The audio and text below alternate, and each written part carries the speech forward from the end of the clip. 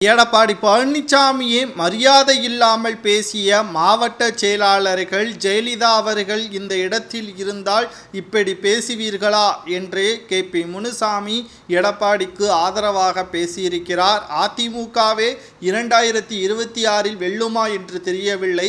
எங்களது பதவியையும் மக்களிடமும் எப்படி நாங்கள் காப்பாற்றுவது என்ற கேள்வியே மாவட்ட செயலாளர்கள் கூறியிருக்கிறார்.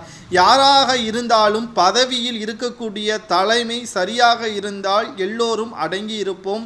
ஆனால் தலைமை பொறுத்தளவிற்கு அவரது விருப்பத்திற்கு ஏற்ப எங்களது வாழ்வாதாரத்தை பாதிக்கும் வகையிலும் மக்களுக்கு தீங்கு விளைவிக்கும் வகையிலும் செயல்பட்டால் எப்படி நாங்கள் பொறுமையாக இருக்க முடியும் என்று தற்பொழுது நடைபெற்ற ஆலோசனை கூட்டத்தில் மாவட்ட செயலாளர்கள் எடப்பாடியை எதிர்த்து கேள்வி கேட்டதால் பரபரப்பு ஏற்பட்டுள்ளது. ஆரணி தென்காசி நிர்வாகிகள் கூட்டத்தில் நடந்தது குறித்து கட்சியினர் கூறியது என்னவென்றால், ஆரணி கூட்டத்தில் போலூர் ராஜன் என்பவர் மாவட்ட செயலாளர் ஜெயசுதா மீது சில குற்றச்சாட்டுகளை வைத்திருக்கிறார். அப்பொழுது பழனிசாமி குறுக்கிட்டு தனிப்பட்ட நபர்கள் குறித்து பேச வேண்டாம் என கண்டித்துள்ளார். பேசுவதற்குத்தானே கூட்டம் என அவர் எதிர்த்து பேச பழனிசாமி அவர்கள் அதிர்ச்சியடைந்திருக்கிறார். அப்பொழுது துணை பொதுச் செயலாளர் முனுசாமி அவர்கள் குறுக்கிட்டு ஜெயலலிதா அவர்கள் இந்த இடத்தில் இருந்தால் இப்படி பேசுவீர்களா என்று கேட்டதற்கு பொதுச் செயலாளர் அமர சொன்னால் உடனே அமர வேண்டும் என அறிவுரை கூறி அமர வைத்திருக்கிறார். ஆனால் தென்காசி கூட்டத்தில் தேர்தல் தோல்விற்கு என்ன காரணம் என நிர்வாகிகளிடம் பழனிசாமி அவர்கள் கேட்கும் பொழுது, ஒரே சமூகத்தை சேர்ந்த கிருஷ்ணசாமி, ஜான் பாண்டியன் ஆகியோர் போட்டியிட்டதால் ஓட்டுக்கள் பிரிந்துவிட்டன.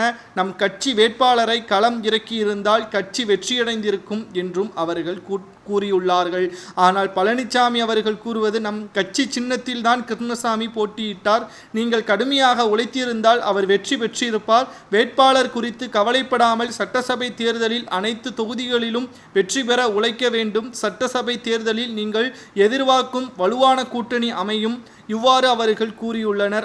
கூட்டத்தில் குறித்து முன்னாள் அமைச்சர் ராஜேந்திர பாலாஜி கூறியது என்னவென்றால், கட்சி வளர்ச்சி குறித்து பழனிசாமி பேசியுள்ளது. சட்டசபை தேர்தலுக்கான களப்பணியை துவங்கியுள்ளோம். தேர்தல் வியூகத்தை பழனிசாமி அமைத்துக் கொள்ளப்படுவார் என்றும் அவர் தெரிவித்திருந்திருக்கிறார். ஆனால் இது முற்றிலுமாக எந்த ஒரு வளர்ச்சியும் ஏற்படுத்தாது. மக்களவை தேர்தலிலும் இப்படித்தான் கூறினார். கடைசி நேரத்தில் அதிமுகவிற்கு எதிராகத்தான் கூட்டணி அமைந்தது.